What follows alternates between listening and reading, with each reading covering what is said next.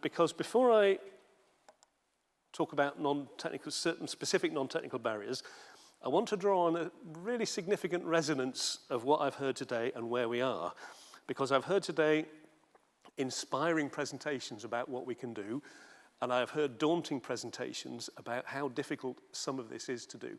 And I'm aware that some of our students are in here facing their careers looking at this.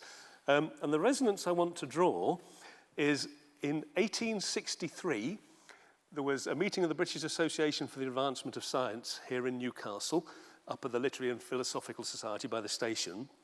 And at that meeting, William Armstrong, Lord Armstrong of Cragside, Tyneside's greatest industrialist in the Victorian era, he gave a speech that Charles Darwin, who was at that meeting, called Armstrong's Admirable Speech. And it's been known as Armstrong's Admirable Speech ever since. And what he talked about was how in the modern world, 1863, modern life was completely dependent on energy. And his speech was about, we use coal, which Armstrong, and get this, called preserved sunshine. And Armstrong said, coal don't do it. We need a better form of energy. And to give us some hope and inspiration, we came up with that better form of energy. We came up with what Armstrong would have seen as a wonder fuel, or a set of fuels, oil and gas. They, in terms of their energy density, their portability, their safety, their ease to use, they were wonder fuels. So we are now at the end of a 163-year track. We've basically solved Armstrong's problem by finding a better form of preserved sunshine.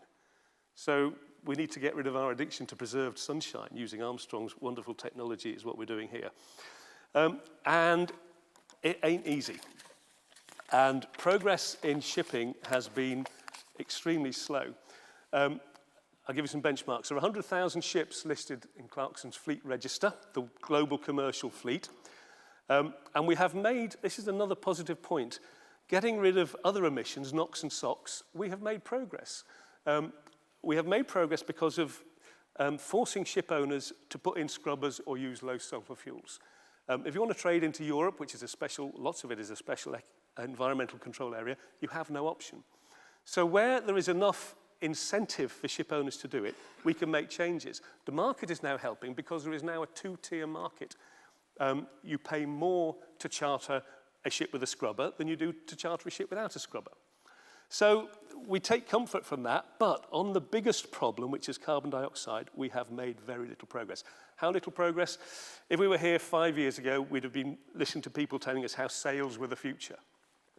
Of that 100,000 ships existing or on order that have sail assistance, the number is 14. So we have to ask, what's wrong? Why? We have some technologies, why are people not using it? We have to ask why that is. Now, the technical solutions are hard enough, and thank goodness today we have heard people starting to talk about the real issues. And there are lots and lots of non-technical barriers, and I'm very sorry, Lloyd's Register, I'm going to add some more now. And this comes out of research that I do, nothing to do with carbon. This is research about how do we effectively govern the trade in the global world, the global shipbuilding industry, which is completely dysfunctional. And it gives us a message for carbon. So, to the absorption of technology. And these relate to the shipbuilding demand cycle, which tends to constrain the absorption of new technology on ships, and the pattern of ship ownership, which tends to constrain the absorption of technology on new ships. So 2 points that I'd like to make. If I get to the second one, I'll keep my eyes open for the yellow. So shipbuilding is a really difficult industry. I'm talking now about the global shipbuilding industry. For the small stuff that we heard about this morning, local things, you know, we see that hydrogen and batteries are good for 200 miles. Well, guess what? Early steam engines in ships were good for 200 miles. Until we developed the bunkering stations and everything we needed to go with them, they were of really limited use. But we use human ingenuity, and we get there in the end. But I'm talking here about if we're going to tackle CO2 in shipping, we have to tackle what I call the deep sea fleet, transoceanic stuff. That's the really hard one because the energy density in our solutions doesn't really do it. We are not helped by these cycles because the cycles, in my world, they cause great difficulty for shipbuilders. But they also cause difficulty for ship owners, and they create conditions that damp the potential for the absorption of new technologies. And the root of the problem is that periodically the shipbuilding industry overbuilds the market. And that leads us to extended periods of low demand for new ships and, even more difficult for us, low freight rates. So that restricts the opportunities for building new ships because they come in waves, and it restricts the opportunities because the customer can't afford to pay, basically. And this is what shipbuilding demand looks like. So this is a proper time series. This is 130 years of the output of global commercial shipbuilding. And we see a wave in there. There is a peak that occurs every 30 years or so. And the first two peaks look pretty small because underlying this, there is an exponential growth trend, which is driven by the growth in world seaborne trade, which has been exponential. But if you benchmark those earlier peaks against the size of the fleet, they're about 11% of the fleet. It's fairly constant between the peaks. So, 2-minute explanation as to what's going on. There's our cycle, and I'm going to jump in at about 1962, when there's a shortage of ships. Because it's been 20 years since the previous peak, and growth in world trade has gradually absorbed the last excess of tonnage that we produced. And when that happens, a shortage of tonnage develops, and because of the economics of shipping, freight rates go into orbit. All of a sudden, shipping becomes the best possible business you could be in. And it becomes the best investment anyone has ever seen, and investment piles into shipping to take advantage of these enormous freight rates. Happy days. High growth, good profitability in building ships. We then truck on to step 2, which is overinvestment. Ships were such a good investment, too much money piles into the industry. And the response, we build too many ships. And when we've got too many ships, because of the economics of shipping, freight rates fall almost as quickly as they rose in the first place. And at this point, investors decide, whoever told us that shipping was a good investment? It's a disaster. We need to all get out. So the money gets out, basically. It's time to stop investing in new tonnage. But shipping has a problem because economically it has a backlog. So at the point there we haven't got enough ships, it's 3 years before you can get a new order in to be built. At the peak of the market, it's typically 5 to 6 years before we can stop building all those ships that we no longer need. So we've got a backlog at this point. We don't need any new ships. Well, we've got another 5 to 6 years of order book before we can turn the tap off of new tonnage. And that's disastrous. It's 5 to 6 years before we can turn off the supply. Result, we really overbuild the fleet. We then go into the slough of despond. Too many ships. Freight rates plummet. Shipping's now flipped to becoming the worst investment prospects ever. Finance industry forgets about shipping. Ship owners then have to wait with the excess tonnage for this underlying exponential growth of world trade to catch up and absorb all this extra tonnage that we've produced. The good times become a distant memory. What happens next? Step 4. It's been 20 years since the previous peak in growth in world trade, and we just go through the same cycle again. By the way, next time this happens, nobody is allowed to say, I didn't know that was going to happen.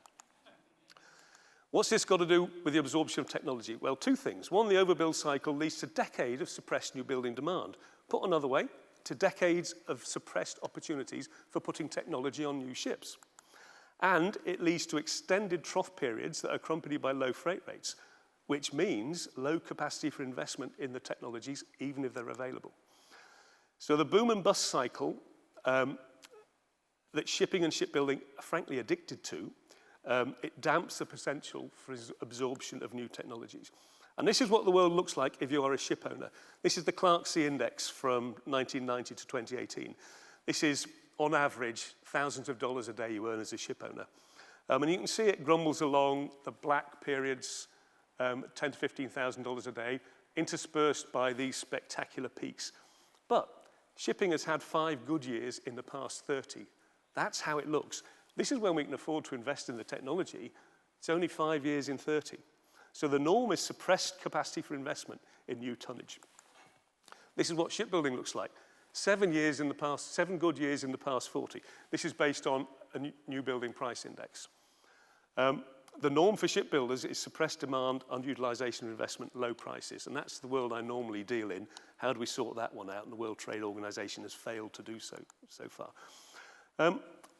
Those are the trough periods. So that's from how long it took for you to get back to the previous peak levels that we built the shipbuilding industry for. During these decades, shipbuilding capacity utilization is poor. You can stimulate shipbuilding capacity by lowering prices. So what does shipbuilding do? It lowers prices to tempt people to build. That just makes the overcapacity work. So all that does is prolong the low freight rate periods and make things even worse. There's no room in these discounted prices that stimulate demand for the new technology. Now, these were, just to show you how big this overhang is, these were the predictions of various very credible forecasters of how much shipbuilding output we needed in the 13 years, 1997 to 2010. And it was about 220, 230 million compensated gross tons. In reality, we built 375 million compensated gross tons. So how much excess did we build? About 60% of what we needed. Now, these are very credible forecasts at the last peak. Why were they so far out? Well, the normal forecasting techniques that produce these forecast the rational demand for moving cargoes. These are based on the rational demand for carrying seaborne trade. That is based on how much do people want to invest in new ships. And one of the significant things about a ship is it is the only industry where your means of production is a tradable asset. If you know what you're doing, you can make $100 million on a contract for a ship that doesn't even exist within 2 years of placing that contract. That's why the shipping industry is addicted to this cycle, because those who know how to play it can make large amounts of money by playing this cycle. So actual demand isn't related to the rational demand for commercial ships. It's driven by investment finance looking for opportunities for high returns. So in reality, we are forecasting the wrong thing. And that table gives us a good benchmark for quite how much we overhang the fleet. And note that these trough periods, 25 to 30 years on average, they're about the same length as a career. So all the memory goes out the system. So those who got their fingers burned, I'm not talking about ship owners here who remember how to do this and make themselves 100 million, don't retire on their yacht, they just buy another yacht. But the finance industry that gets its fingers burned, they've all gone by the time this happens the next time. So there's no memory in the system. So what's the point of me telling you this if we can't do something about it? And there are things we can do about it. Introduce that memory, particularly to the finance industry. My job as an academic is to publish to make sure that this isn't forgotten. We could introduce a leading indicator, a red light that goes on when the investment of ships has got too far out of step with the rational demand for moving seaborne trade. We could do that. We could forecast properly. So we actually forecast the problem before it happens in time to stop it before the backlog in shipbuilding makes it impossible to stop. And what I work on is how can we achieve effective international regulation of competition that stops shipyards dumping ships, that prolongs everybody's agony by prolonging the trough periods. Now, we can do something about it. When I presented these results to a meeting of ship owners in London, I was lucky to escape the room alive. Shipping doesn't want me to stop this because they know how to make huge amounts of money by playing the cycle. But, so as of yet, there is no sign of anything happening. And the result is that economic conditions of the market make absorption of technologies that we might need to develop lower carbon. Well, I've used the horrible academic word here, suboptimal. They mess it all up. It's a very dysfunctional market, which of course makes it a fascinating place to work. Okay, so that damps the potential for investment on new ships. What about retrofitting? So another piece of work we did was to look at the retrofitting, because during these trough periods, well, maybe we could retrofit. And that is stymied a little bit because freight rates are so low, but also we have to look at payback periods. And payback periods tend to be limited by how long am I going to own the ship? I've got to get this to pay back within that for when I sell the ship on. And generally speaking, that defines the point when the ship owner sells it on to somebody else or to scrap. Within that time, that determines how much payback they want. And it's amazing that if you asked somebody in the motor trade, if you asked the Ford Motor Company, how do your customers behave in buying cars, they would bore you to death for hours on customer behavior. If you ask the shipping industry, how do your customers behave in buying ships? Nobody actually knows. But we've hopefully have got some way in that by asking that question and coming up with an answer. And what we find is that the way commercial ship owners own ships is very similar to the way people own cars. So what we find, and this is for 3 ship types. I'm still talking about the big ship markets here, dry bulk, tankers and container ships, the biggest of the shipping sectors. About 1 in 5 owners keep the ship for its full life until it's eventually recycled. So plenty of payback period there to sell to these people. Currently, I mean, how old does a ship get? Currently it's 25 years, but that's an economic question. It varies between 11 is the youngest ship I've ever seen scrapped to 25. For those who sell the ship, they typically sell it after 10 years, around the second special survey, for the same reason that those who buy new cars typically sell their car on at 3 or 4 years. That's when the MOT is due, and that's when maintenance costs start to increase. Well, second special survey, the next one is the third special survey at 15. That starts to get really expensive, so ship owners tend to sell on. And then after that first sale at 10 years, we see a declining pattern of how long ship owners keep ships. So the first owner typically keeps it for 10 years. Within that 10 years, they have to pay back. So the payback periods are really limited. Once you get beyond that, second owner, about 5 years, 4 years, and so on. So payback periods, how do you finance it? They're limited, unfortunately.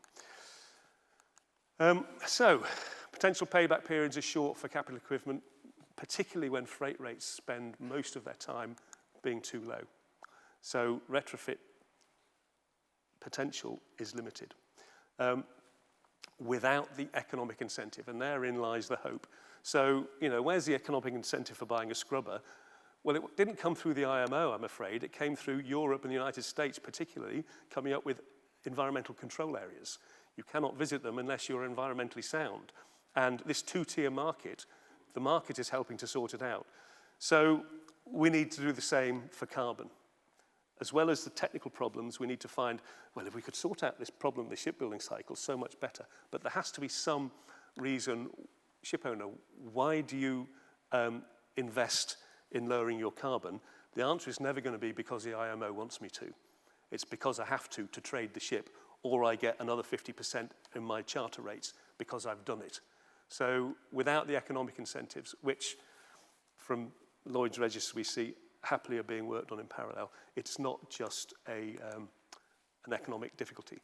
So significant technical difficulties, we have to solve them along with the economic and contractual difficulties that limit the absorption. I've just given you 2 examples here based on my research.